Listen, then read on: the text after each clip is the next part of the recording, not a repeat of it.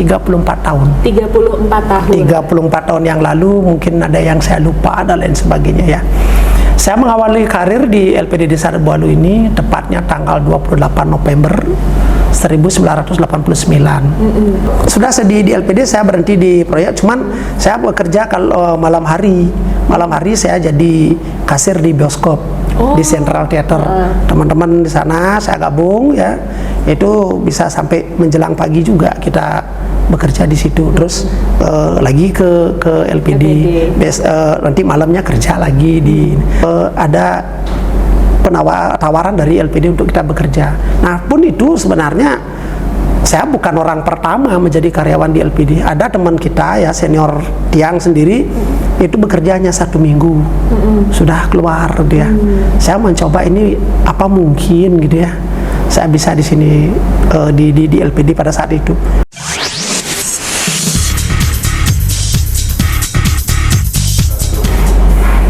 Halo, selamat datang di Live Channel bersama dengan saya Maria Anggita yang akan menjadi host pada kesempatan kali ini. Di episode kali ini kita akan membahas lebih lanjut tentang LPD atau Lembaga Perkreditan Desa, dan tentunya sosok di balik LPD Bualu yang berhasil membawa LPD ini berkembang hingga saat ini. Mungkin kita sapa dulu ya, Om Swastiastu. Om Swastiastu. Bapak Imade Astike SE. Boleh akrab dipanggil siapa nih Pak? Pak Made boleh, Pak Aris juga boleh. Pak Made, Pak D boleh ya? Boleh. LPD Bualu memiliki moto dekat di desa, dekat di hati. Itu motonya apakah Bapak yang mencanangkan atau ada dari sebelumnya tuh Pak?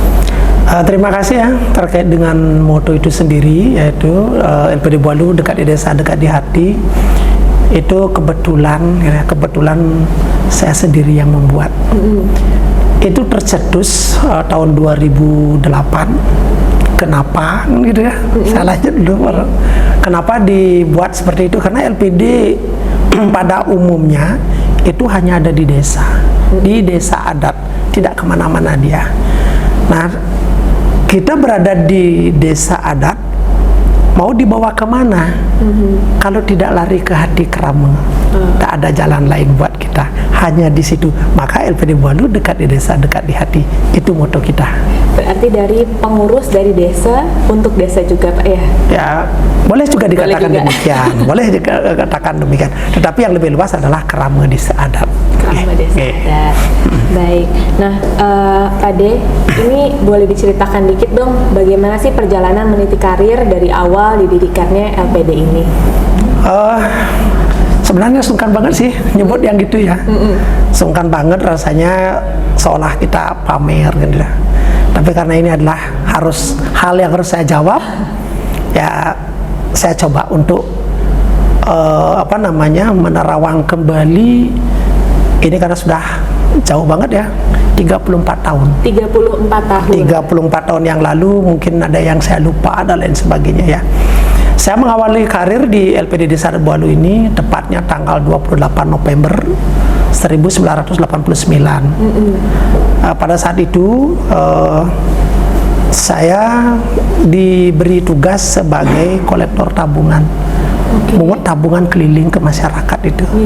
Nah, dan sebelum saya ada di sini, saya sejatinya adalah orang proyek. Saya bekerja di proyek dulu, proyek pembangunan hotel. Di situ saya dulu.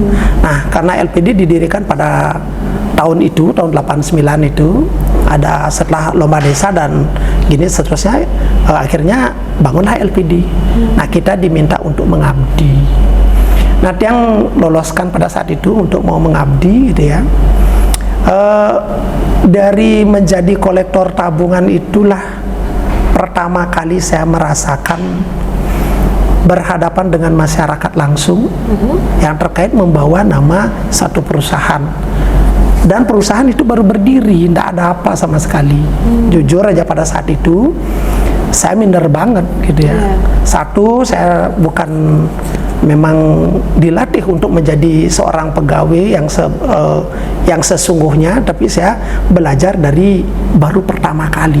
Ngetik nggak bisa, pokoknya semua serba nggak bisa. Benar-benar tidak ada pengalaman di bidang itu. Tidak ada sama sekali ya. Dan kebetulan di LPD pun baru berdiri itu modalnya kecil banget pada saat itu. Kita tidak disediakan peralatan, enggak. Ya, kebetulan pada saat itu saya bikin sendiri. Berarti Misalnya dari dana pribadi gitu ya Pak? Bukan, Gimana? Kreativitas tangan saya sendiri membuat perlengkapan untuk bekerja. Oke. Yang pertama waktu itu kita kan pungut tabungan itu pakai lembaran besar begitu. Nah itu kita bikin tripleknya. Saya bikin sendiri dari triplek dan lain sebagainya, kita jepit ya untuk menulis data tabungan dan sebagainya untuk pungutannya seperti itu. Itu saya lakoni itu hampir 2 tahun. Saya lakoni itu, dan pada saat itu LPD baru berdiri, sudah barang tentu banyak yang menolak kehadiran LPD. Terutama alasan apa itu Pak? Ya mungkin saja saya tidak paham betul sebelumnya apakah ada perusahaan berdiri di desa dengan tata kelola seperti apa, terus seperti apa terakhir sampai tidak kelihatan dan lain sebagainya. Di situ saya nggak paham betul. Mungkin ada itu semacam, kalau saya lihat sekarang ya, itu semacam trauma.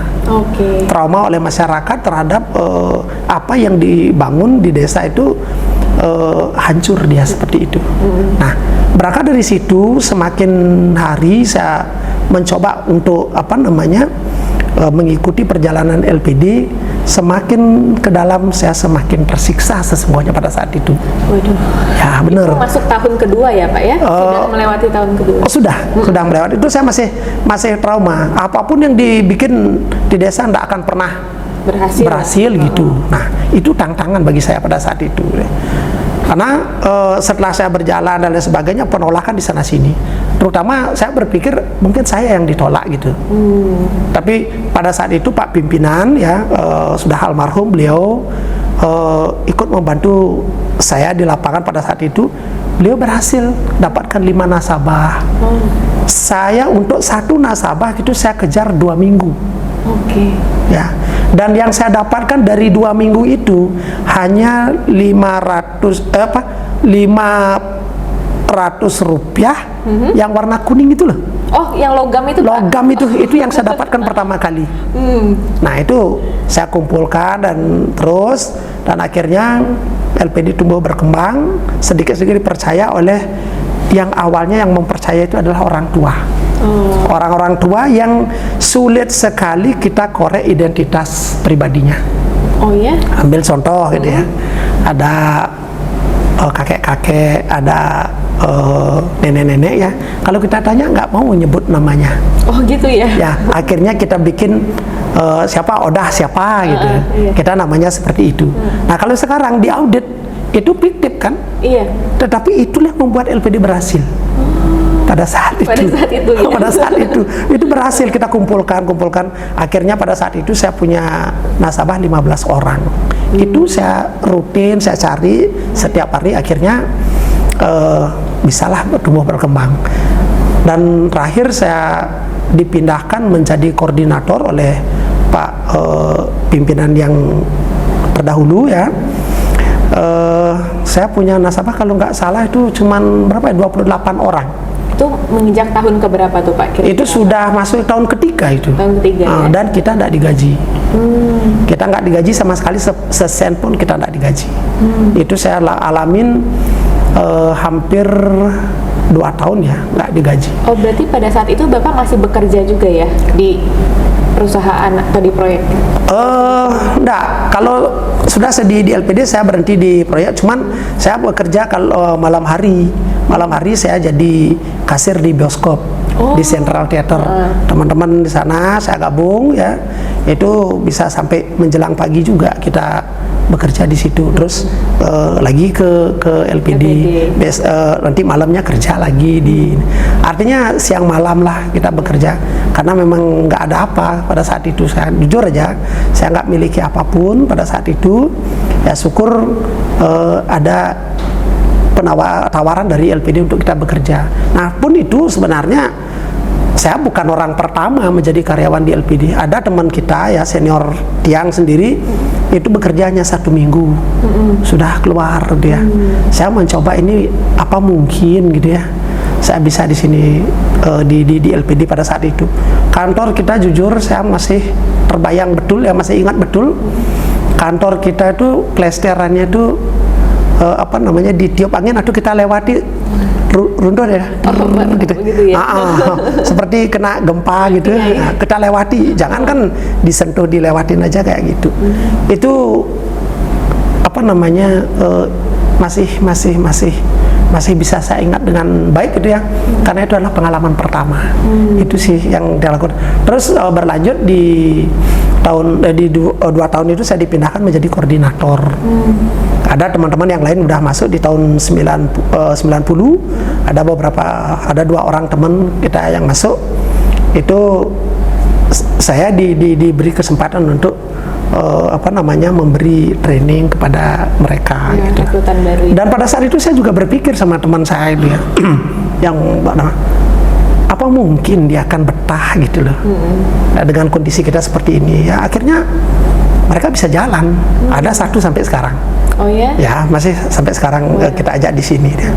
Seperti itu perjalanannya. Dan di tahun 95 ya, tahun 95 saya diberi kesempatan itu untuk mengikuti pelatihan di Politeknik Negeri Bali pada saat itu ya, untuk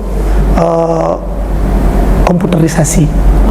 Pada saat itu baru DOS. Kita bikin direktori aja sampai seminggu nggak jadi-jadi gitu ya. Bikin programnya dulu. Program aja nggak jadi-jadi gitu.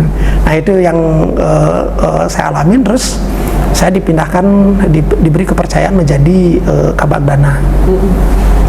Dari Kabagdana itu ya kita kembangkan deposito, kita kembangkan juga tabungan, kita terus angkat. Itu akhirnya masyarakat lambat laun mulai percaya.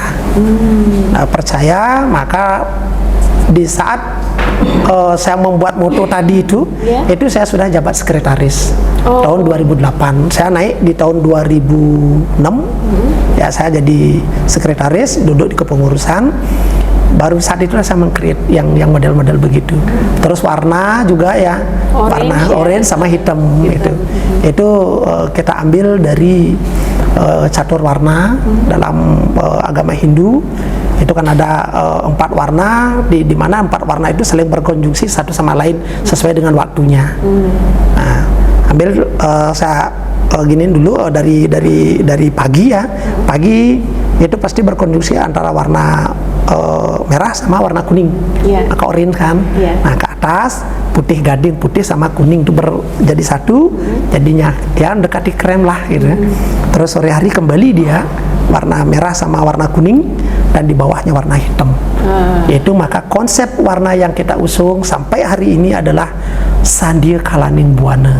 Sandia Kalaning Buana. Nah, karena di saat pergantian waktu itu ya, umat Hindu pada umumnya ya itu memohon anugerah Tuhan yang Maha Kuasa. Itu di pagi hari, siang, dan sore itu Trisandi ada di situ. Itu konsepnya.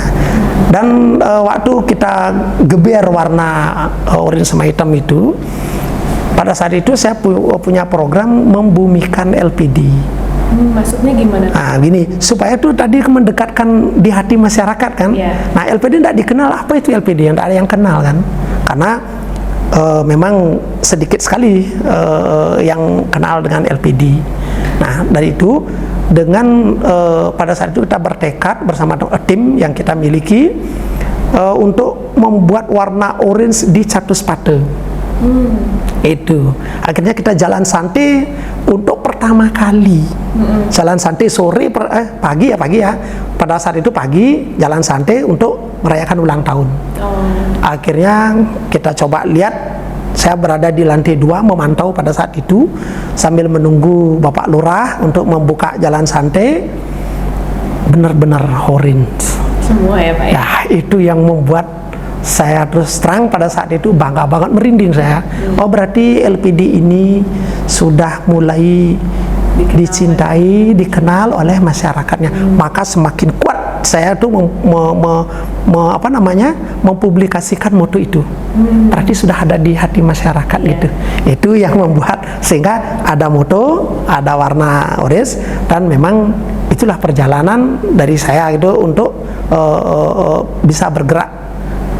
Kalau enggak punya apa namanya kapasitas kan tidak mungkin saya meng-create itu kan tidak mungkin, tidak bisa, karena saya ada di sekretaris dulu itu juga merangkap sebagai perencana. Tugasnya mungkin rencana kerja gitu, kita yang susun gitu. Berarti harusnya bukan sekretaris ya Pak ya namanya? Ya gitu dulu lah, tapi sekretaris lah sudah lagi kita ikutin gitu kan. Nah tahun 2016 itu sudah pimpinan yang generasi kedua, itu beliau sudah masuki masa pensiun. Kebetulan saya dipercaya jadi pimpinan dari 2017 sampai sekarang gitu. Berarti sudah tahun ke 34 lebih sudah saya di sini. Udah bosan kan? kebetulan baru ketemu jadi belum lah. Tapi Pak, tadi saya dengar ceritanya, apalagi dari awal masa pendirian ya Pak, kan lumayan sulit hingga masuk tahun ketiga, nasabahnya baru tadi 28 tahun ketiga. Yang punya saya, yang dari saya. Tapi apa sih yang menjadi motivasi Bapak sebenarnya? Kenapa bisa punya visi sepertinya LPD ini bisa berkembang jauh lebih besar lagi? Sebenarnya tidak ada pikiran seperti itu sesungguhnya. LPD akan berkembang seperti sekarang ini enggak ada mimpi saya seperti itu, enggak kebayang gitu loh. Nah awalnya itu memang kalau dulu SD ditanya cita-cita pasti jadi presiden ya. Oh ya? Pasti ada jadi polisi, jadi dokter. Kalau saya enggak. Oh apa tuh Pak? Nah itu yang pertama saya sebenarnya ingin jadi guru. Oh. Nah karena orang tua nggak mampu untuk menyekolahkan kita, ya nggak jadi guru lagi kan gitu. Tapi memang beberapa cita-cita yang saya ingin, yang paling melekat itu adalah ingin menjadi pegawai bank. Itu sebenarnya yang paling melekat pada diri saya. Padahal jujur aja ya, saya kadang-kadang geli. Ingat masa kecil saya dulu ya, ngitung susuk, ngitung kembalian itu saya nggak bisa. Oh. Tapi bisa. Tapi kepinginnya cita-citanya di bank kan, jauh sekali itu. Saya nggak bisa karena memang nggak pernah pegang duit, gimana ngitung, susah ngitungnya gitu loh. Karena duitnya nggak ada akhirnya gitu ya. Mungkin ini salah satu, walaupun saya tidak di bank gitu ya, mungkin dekat-dekat di lembaga keuangan gitu ya. Akhirnya saya diberi tawaran untuk bekerja, diberi kesempatan, itu yang membuat saya ini. Karena jujur aja ada kesempatan buat saya gitu. Kata orang kan untuk kesempatan baik itu tidak akan datang dua kali kan gitu ya. Saya coba ikutin aja apa sih gini. Kita ikuti pahit getirnya, kita rasakan seperti itu. Ya berbuah manis ternyata sampai sekarang. Tetapi sejatinya gitu ya, saya selama di LPD ini gitu banyak susahnya. Sebenarnya. Baru saya mau tanya nih. Tadi kan sudah sempat disebutkan pada saat pendirian susah. Terus jadi sekretaris 4 tahun banyak susahnya. Boleh Pak? Nah, satu persatu Pak. Ya, boleh. Oke, yang tadi itu susahnya kita masih memperkenalkan. Susah itu kita ditolak segala macam. Jujur saya pada saat itu pernah saya ngalamin karena hujan, saya tidak dipersilahkan masuk oleh salah satu nasabah kita, tidak dipersilahkan untuk naik di rumahnya gitu ya. Saya masih berada di cucuran atap itu ya, celana saya sampai segini ya kena cipratan itu ya, seperti itu. Pada saat itu jujur air mata saya netes gitu loh, kok saya ngambil pekerjaan yang kayak begini gitu. Padahal saya di proyek di tempat kita bekerja itu saya didaulat menjadi kepala tukang. Pada saat itu gaji saya sudah 2.500 per hari. Jadi kepala tukang, mandor lah ceritanya itu, di tempat kerja itu. Tapi kenapa saya harus ke LPD? Karena itu mungkin cita-cita seperti tadi, yang ingin bekerja di bank gitu, di bank intinya. Nah, setelah kita berjalan menjadi sekretaris, semua masalah masuk ke kita karena kita di perencana kan. Ya kita merencanakan, pasti dari perencanaan yang kita bangun itu menimbulkan masalah juga sebagai dampak.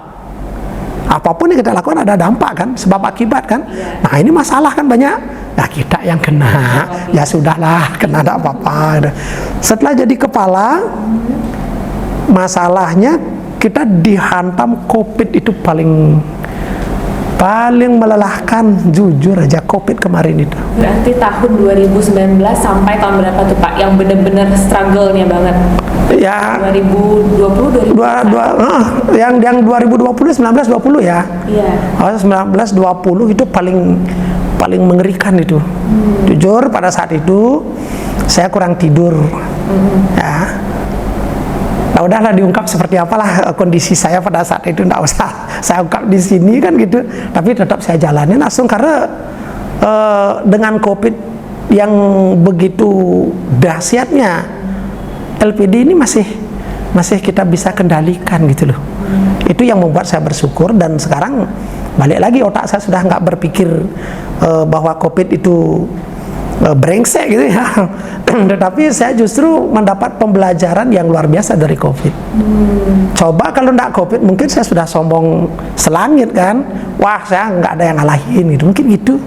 Tapi dengan adanya COVID saya bisa ke belakang ya, ke dalam ya, dalam akhirnya oh ini penting banget, dan ini memberi ruang saya untuk belajar. Maka jujur aja saya memilih merasa bersalah gitu. Atas apa nih Pak? Yang selama ini yang terjadi, merasa bersalah kan banyak hal yang dengan untuk mengatasi kondisi, kita bisa melewati kondisi yang berat seperti itu, kan banyak kebijakan yang saya buat terutama itu berdampak juga kepada nasabah kan. Betul. Ada dampaknya negatif, ada dampaknya positif, dan kebanyakan yang negatif sesungguhnya. Dengan saya merenungi diri, merasa bersalah seperti itu, ternyata ada kekuatan yang saya tidak bisa lampaui, yaitu menggiring saya untuk menuju ruang-ruang untuk belajar. Itu. Dan kalau bisa diambil nih Pak dari pengalaman terutama pada saat menghadapi COVID ya Pak, apa yang Bapak entah itu Bapak terapkan atau menjadi evaluasi untuk yang apa yang Bapak lakukan saat ini dari pengalaman COVID itu Pak? Banyak sebenarnya, banyak sekali. Yang pertama misalnya di saat masyarakat membutuhkan dananya terutama ya, bagaimana kita di LPD itu menyiapkan kemampuan LPD untuk membayar kewajiban. Itu kita sudah tergerus itu, tergerus masyarakat mau narik dan lain sebagainya, karena mereka sudah nggak ada penghasilan kan. Betul. Nggak ada penghasilan untuk dengan kondisi seperti itu. Mereka punya tabungan, nah itu yang diambil. Mau tidak mau kita selaku pengelola harus yang pertama kita harus sediakan itu. Betul. Ya, terus kredit kita kendalikan untuk pencairannya. Nah, sekarang dengan kondisi seperti itu kita tidak bisa mengelola di sisi Aktiva, karena kredit kita itu banyak yang macet. Nah, susah kita kelola. Paling banter kita menahan laju pertumbuhan kredit macet aja, itu bisa kita lakukan. Selebihnya enggak. Kalau kita paksa nasabah debitur itu untuk membayar, ya sama keadaannya gimana, kita udah tahu kan. Tetapi kita tetap artinya dari tim kita melakukan anjang sana ke rumahnya nasabah dengan catatan gitu, jangan terlalu keras kepada nasabah. Mari kita balik tanya apa yang harus saya lakukan untuk LPD kita gitu, ke sana larinya. Maka dari itu saya geser pengelolaan kita adalah di sisi pasipa, di liabilitiesnya kita coba kelola, dan itu kita dapatkan ilmunya kebetulan gitu ya. Ada CV yang namanya CV ARMS, itu yang mendidik kita. Kita belajarnya di situ. Nah, bagaimana caranya menata kelola di saat kondisi sulit seperti itu. Akhirnya saya belajar tepatnya itu mulai tanggal 18 Desember tahun 2021. Saya belajar sama ARMS ini. Ya, ini kita belajar. Yang kita fokus belajar di situ adalah bagaimana melakukan mitigasi terhadap risiko. Artinya fokusnya adalah manajemen risiko. Iya. Ternyata apa yang kita lakukan sebelum kita mempelajari ini banyak comblangnya sebenarnya. Bolong-bolong banyak. Nah sekarang kita satu persatu bolong-bolong itu, risiko-risiko itu kita tanggulangi.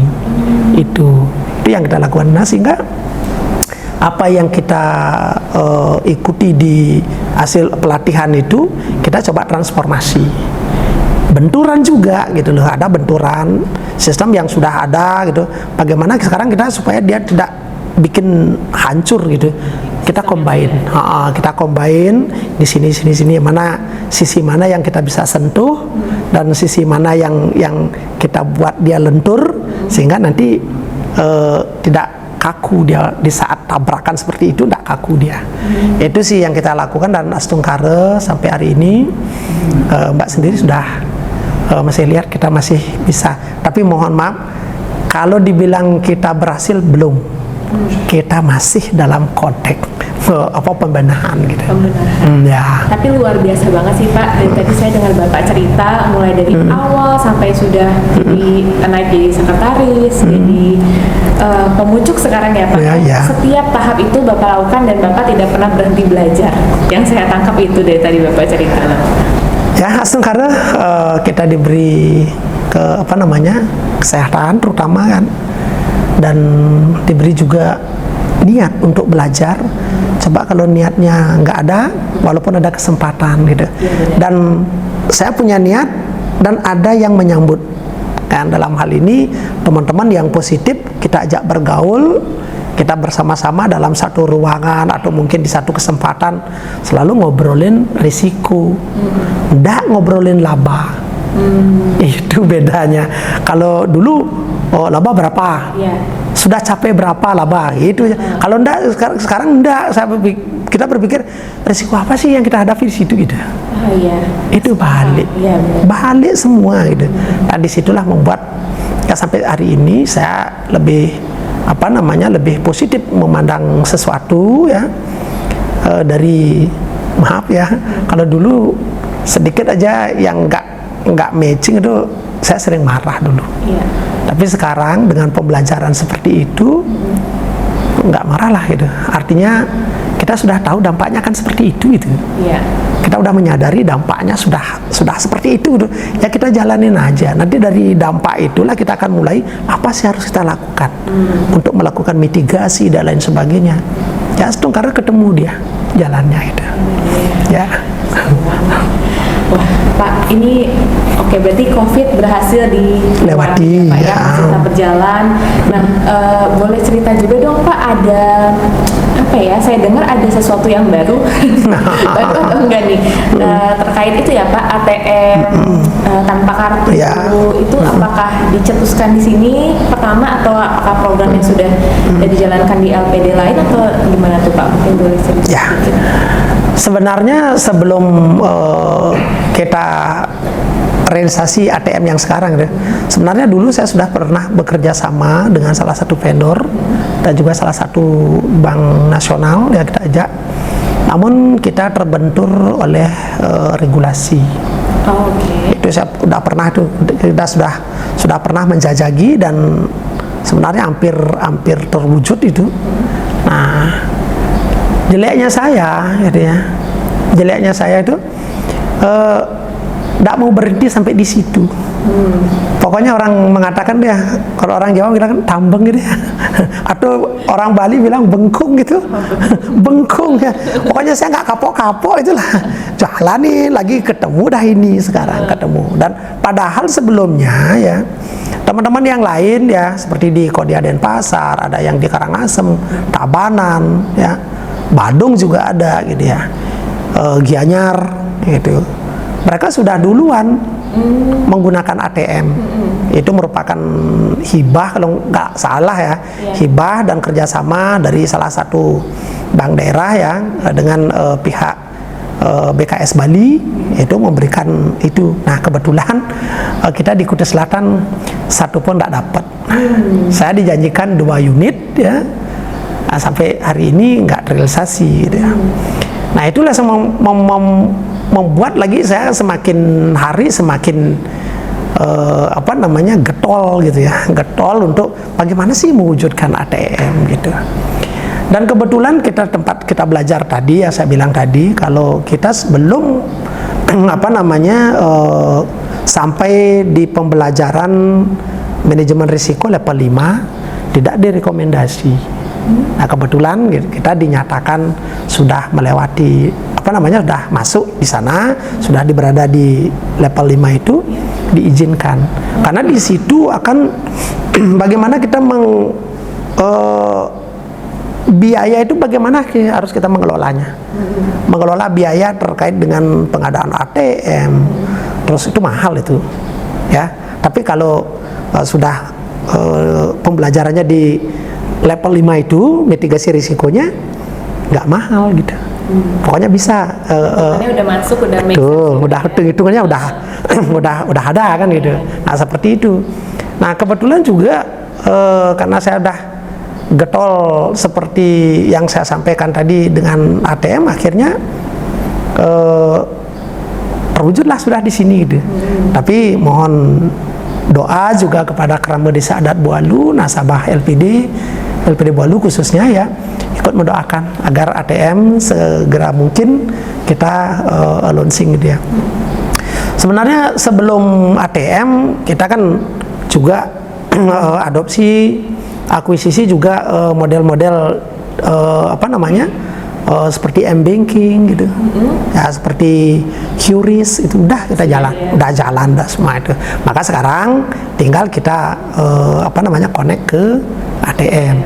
Anak-anak juga yang di lapangan sekarang kita sudah lengkapi juga dia dengan teller mobile. Seperti apa itu? Mereka tidak tulis buku lagi. Mereka karena buku tabungan kita lengkapi dengan barcode. Nanti dilakukan scan. Udah masuk dia ke server, dari server kembali dia memberikan memberikan informasi yang kebersangkutan. Nanti tinggal tekan print, keluar struknya udah struk diberikan. Buku tabungan tidak ditulis lagi. Sekarang tinggal dicetak. Gitu. Itu bagus sekali. Nah, sekarang seperti itu. Dan kenapa juga kita buat seperti itu? Tujuannya adalah untuk menghindari kecurangan-kecurangan gitu yang dilakukan oleh teman-teman kita di lapangan. Walaupun mereka tidak melakukan seperti itu ya, tetapi setidaknya kita memiliki antisipasi. Seandainya itu terjadi, mereka sudah terjaring. Bukan kita yang akan menjaring, tapi perilakunya sendiri. Kan gitu. Kita nggak mungkin akan menilai mereka bawa lembaran khusus untuk seperti kuesioner, enggak lah gitu, enggak lah. Berarti dengan perilaku yang dilakukan oleh mereka itu akan melaporkan dirinya sendiri kepada kita selaku pimpinan itu. Dan sejauh ini Pak, dengan inovasi yang tadi sudah dilakukan, bagaimana respon dari nasabah Pak? Nasabah LPD? Beragam. Oh, menarik ya. Beragam. Karena kita begini, seperti tadi saya sudah sempat cerita ya. LPD Bualu ini pertama kali didukung oleh para penglingsir itu ya, orang-orang tua tuh, dadong, peka, tuh kakek itu kan. Tidak mau disebutkan. Namanya itu yang mendukung pertama kali. Nah, sekarang apakah beliau itu masih menggunakan itu? Kan enggak ya? Iya. Ya, makanya kita bagi segmennya ya. Untuk yang tua-tua, yang seperti itu, yang memang generasi tua dan memang itulah yang pertama kali menjaga keberadaan LPD. Kita tetap manual gitu. Tapi yang kita sasar dengan ini sesungguhnya adalah dari kaum tua tapi berjiwa muda. Nah, kan gitu. Ada yang kayak gitu, ada yang memang dari kaum muda. Nah, terus yang berikutnya adalah harapan kita nanti apakah mungkin 20 tahun masih ATM itu masih ada, yang atau m-banking masih ada, nggak tahu juga kita pada saat itu. Kaum Gen Z ini memang luar biasa kan ya. Mereka juga sudah begitu fasihnya menggunakan gadget kan gitu. Nah, dengan perjalanan itu juga ya, tidak serta-merta semua kerama itu menggunakan LPD, enggak. Karena ada alasan. Saya sudah menggunakan Apple gitu. Ya saya sebut merek ya. Saya sebut merek itu menggunakan itu. Berarti mau tidak mau kita harus adopsi iOS dong. Betul. Nah, bukan Android doang gitu. Ada yang Android kita ini pengembangan terus. Nah, di dalam kita melaksanakan ini pun ada kekhawatiran dari kerama. Beberapa kita survei di lapangan, diam-diam cari informasi gitu ya. Ada juga kekhawatiran gitu bahwa LPD Bualu ini mungkin pergerakannya atau tata kelolanya mirip dengan bank umum. Khawatir juga. Kekhawatirannya ada terletak pada kita selaku pengelola, mampu nggak dia kan, wajar kan. Tetapi hal itu saya jadikan apa namanya ya, pemicu saya untuk bergerak lebih hati-hati dan apa seharusnya saya lakukan. Ambil contoh di sistem, kita berpikir bagaimana kita menjaga atau meningkatkan secure-nya. Itu kita bekerja sama dengan vendor kita untuk menjaga itu, menguatkan gitu. Nah itu akhirnya dengan beragam gini masyarakat ada juga bilang, oh kita sudah maju dan lain sebagainya itu. Tapi saya sendiri masih jauh sih, banyak yang sudah top gitu. Seberapa sih LPD Bualu? Enggak lah gitu kan, masih jauh gitu. Tapi tetap kita mau ada kesempatan untuk belajar. Kita belajar dengan teman-teman senior-senior kita yang memang lebih awal ya, sudah menggunakan ATM. Bahkan yang sudah jalan adalah salah satu LPD di Bandung juga, di Kuta Utara yang sudah jalan, memang benar-benar sudah jalan dia. Dari situlah kita belajar lagi sama teman-teman di sana, ngobrol-ngobrol seperti saya bilang tadi ya. Apakah kita ngobrolnya di warung, di mana ketemu untuk ngobrolnya gitu. Pasti teknologi kita omongin, sistem kita omongin, terus mitigasi gitu. Bukan nanya laba gitu. Itu yang terjadi. Dan melihat perkembangannya Pak, tadi terutama setelah pandemi ya, kira-kira boleh di-share mungkin dengan para penonton juga strategi atau rencana apa sih ke depannya yang Bapak sudah rencanakan untuk LPD Bualu ini? Kita bersyukur kembali intinya saya mengatakan bersyukur ya, memang itu yang terjadi ya. Setelah COVID ya, kita merangkak itu untuk menyelesaikan persoalan-persoalan dan pertumbuhan terus terjadi. Dan sampai di bulan September kemarin ya, pertumbuhan usaha kita itu mencapai 11,89%. Itu angka yang cukup menggembirakan itu ya, cukup menggembirakan ya, seperti itu. Nah, ke depan saya pikir ya, apa yang saya sudah rancang ini untuk tahun 2024 ini, saya masih belum berani muluk-muluk sih ya. Kita tetap yang kita lakukan adalah bagaimana melakukan mitigasi yang pertama itu. Yang kedua, setelah kita mitigasi risiko, yang kedua itu baru kita melakukan pengembangan.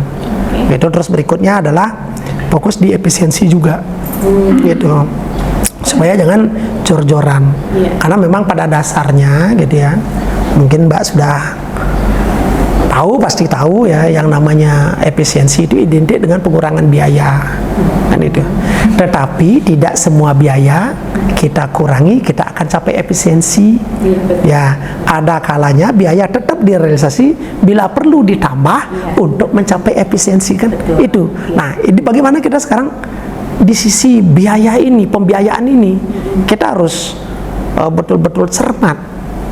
Jangan baru ada dana sedikit kita sudah mengambil yang besar gitu ya, ternyata besok atau sebulan lagi turun. Biar nggak gitu, bagaimana kita bangun nanti. Dan jujur aja, saya ke depan sampai saat ini belum ada niat saya untuk membuat puncak. Saya masih ingin melihat ke depan gitu, LPD Bualu itu berkembang gitu. Maka yang saya bangun sekarang itu ibaratnya kita membangun jalan raya gitu ya. Saya tidak langsung ke puncak, tapi bikin jalan lingkar. Nah, tujuan saya gitu, bukan satu puncak yang ingin saya sampai. Saya ingin mencapai puncak-puncak yang lain gitu ya, setelah kepemimpinan saya nanti.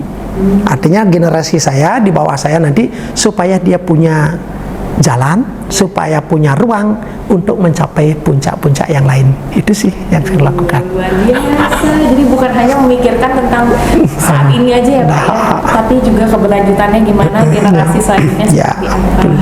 Luar biasa. Kita ngomongnya serius banget Pak. Tapi saya jadi ingat tadi saya lagi mikir-mikir di belakang kan ada lukisan. Dengar-dengar Bapak juga seorang seniman ya Pak ya?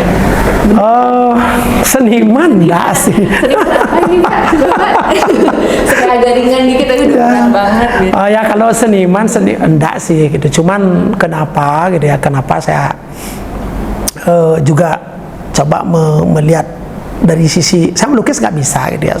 Seperti Mbak tanyakan tadi di belakang sana ada lukisan, bukan saya yang melukis. Jujur aja saya nggak bisa melukis gitu. Tangan kaku gitu. Tapi dari sisi seni gitu ya, filosofi gitu, saya minta kepada kreatornya gitu. Itu bagaimana bisa nggak tolong bantu saya membuatkan lukisan supaya mencerminkan bahwa gitu ya, ruang rapat ini Loka Amarta Sabha gitu ya, nama ruangan ini Loka Amarta Sabha LPD Desa Bualu ini menjadi dan mampu menelurkan pemikiran-pemikiran yang luar biasa untuk kemajuan LPD. Itu harapan saya di sini, di ruangan ini ya, di ruang Loka Amarta Sabha ini ya. Maka lukisan itu ya kita ambil filosofinya itu kita ambil dari pemutaran Gunung Mandargiri. Dia itu diberi topik di sana itu Samudra Mantana namanya itu. Di sana pada saat itu kan diceritakan ya pemutaran Gunung Mandargiri untuk mendapatkan Tirta Amerta. Maka itu kan kolaborasi antara para raksasa sama para dewa kan gitu, muter itu, dan pengikatnya adalah naga Basuki. Nah di situ saya tuangkan. Nanti waktu rapat ini, waktu rapat banyak kan di masing-masing alam pikirannya banyak kan. Ada yang mau begini waktu itu. Bagaimana sekarang kita untuk mendapatkan kesepakatan? Nah disitulah harus pemimpin rapat itu harus seperti digambar itu. Bagaimana memimpin rapat itu berkeadilan dan ini dan pokoknya gimana lah seorang pemimpin rapat itu saya harapkan dari lukisan itu. Dan tulisannya itu aja ya, tulis Balinya itu adalah lapalan mantra itu sesungguhnya. Karena jujur saya sibuk, kan mungkin boleh dikatakan sok sibuk ya, nggak sempat sembahyang sebelum untuk ngambil pekerjaan. Noleh itu saja sudah kita ingat. Nah itu ya sebenarnya kan boleh katanya mewujudkan ya manifestasi Tuhan supaya kita lebih dekat, mendekatkan diri dengan perwujudan Tuhan itu. Karena kita nggak bisa menyentuh kesucian beliau kan. Beliau maha suci, kita masih jauh ya, kita melihat saja gitu. Nah kalau seni yang lain memang kebetulan saat ini gitu yang saya sebenarnya belum menekuni sih, sebenarnya masih sekedar lewat ya, sekedar lewat aja gitu, dan lewat seperti Mesanti juga gitu. Tapi saya jujur nggak bisa bertembang. Karena apa? Karena suara jelek, jujur aja gitu. Kalau mau bebasan masih yang ringan-ringan, tapi kalau ke kawin nggak berani juga saya. Itu tapi tadinya mau minta ini Pak langsung gitu. Kalau nembang tuh nggak bisa saya. Tapi kalau topeng itu kan berisi juga nembang, kan nembangnya beda kan di sana, beda nembangnya, nggak seperti Mesanti, beda dia, cantungan ada di situ. Nah kenapa saya memilih topeng gitu ya? Karena di sana saya dapatkan multiperan. Ya, multiperan. Hari ini dari pagi sampai jam ini masih saya pakai bajunya LPD ya. Saya di bawah panjinya LPD, saya masih berperan sebagai seorang kepala atau seorang pemucuk kan gitu. Lagi sebentar saya di luar, enggak lah. Saya sudah bukan pimpinan lagi gitu. Siapa yang saya pimpin di luar kan gitu, enggak ada. Saya menjadi masyarakat biasa, menjadi seorang kakek, menjadi seorang ayah, menjadi seorang suami gitu, multiperan. Di topeng kan gitu. Kalau kita berperan di kala seperti apa ya, misalnya kita memerankan punakawan, bagaimana sih etika kita sebagai seorang punakawan, parekan, rakyat jelata gitu. Itu bagaimana kita memerankan diri di saat kita sebagai seorang raja. Itu kan tokoh Arso Wijaya di sana. Menjadi orang tua panutan, bagaimana topeng tua itu. Itu sih sebenarnya saya cari gini, menggali dari situ. Multi peran itu, karena jujur aja artinya kita sebagai manusia sejatinya kita multi peran. Itu tidak bisa kita pungkiri. Maka dari itu saya mencoba di kesenian topeng itu. Karena juga untuk olahraga, gerak tarinya, terus filosofi banyak di sana di saat kita menutur. Waktu ya kan kalau menjadi pendharma wacana itu ya tampang nggak cocok, harus pakai topeng. Banyak berendahnya Memang nggak cocok, memang harus pakai topeng. Bagaimana kita memerankan karakter topeng yang kita pakai itu, kita perankan dia. Itu dari situ saya mendapat untuk menghaluskan perilaku saya yang selama ini kasar, sedikit bisa lebih halus. Ya nggak halus-halus banget sih gitu. Ya kan nggak boleh terlalu halus juga, Pak, nanti nggak bisa jadi kepala kalau Betul. halus, ya, Pak, ya? Nah itu yang terjadi kalau di sisi seni. Karena jujur saya mengelola keuangan, gitu ya, mengelola keuangan itu harus ada sentuhan seni juga. Itu. Kalau tidak kita masuk di lingkup seni itu sulit untuk mengembangkan sesuatu. Nah, ambil contoh seni memasarkan. Seni kan, bagaimana sekarang kita berperan gitu ya sebagai seorang marketing. Ya kan nggak harus justru nggak boleh begitu kan. Ada etika, ada pokoknya macam-macam lah yang harus kita penuhi dulu. Nah sekarang bagaimana di saat kita menangani masalah, ya kan? Kalau tidak ada sentuhan seni pasti kita, pokoknya bisa pukul-pukulan, berantem kita. Nah jangan berantem lah kan gitu. Nah itu di saat ada masalah bagaimana kita menangani sampai dari orang datang itu sudah mau beringas dia, mau mukul meja, bagaimana kita keluar bisa berpelukan, kita bisa berjabat tangan, kita senyum-senyum, berjalan beriringan, kita antar ke bawah sampai ke latar target. Itulah salah satu unsur itu yang saya masukkan di dalam pengelolaan LPD ini. Tetapi tidak semua orang bisa terima juga gitu kan. Mereka punya hak, mereka punya ruang untuk menilai saya. Jujur saya tidak sempurna, masih jauh gitu. Tapi saya tetap lakoni karena jujur juga saya berpikirnya begini, kalau saya mau ke timur berarti sekian jaraknya saya tinggalkan barat. Tapi orang di barat sudah mengatakan saya di timur, tapi orang di timur saya pasti mengatakan saya masih ada di barat, ya kan? Itu kita harus lakonin gitu. Besok kalau memang sudah berhenti ya sudah selesai, sudah urusan di sini gitu.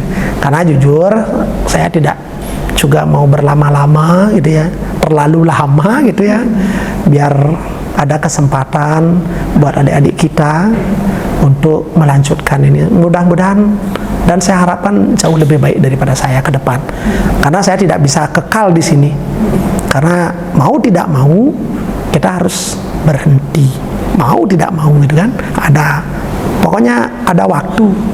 Kita harus tunduk, itu nggak boleh lawan waktu, itu nggak boleh. Kita harus ikuti gitu. Oke, kalau gitu tadi sudah singgung soal generasi muda, boleh dong Pak minta mungkin ada kata-kata, pesan atau petuah berat banget ya, banyak kata-kata inspirasi lah untuk yang menonton, baik itu juga untuk generasi penerus di LPD khususnya yang Bapak bisa sampaikan supaya menjadi inspirasi. Oke.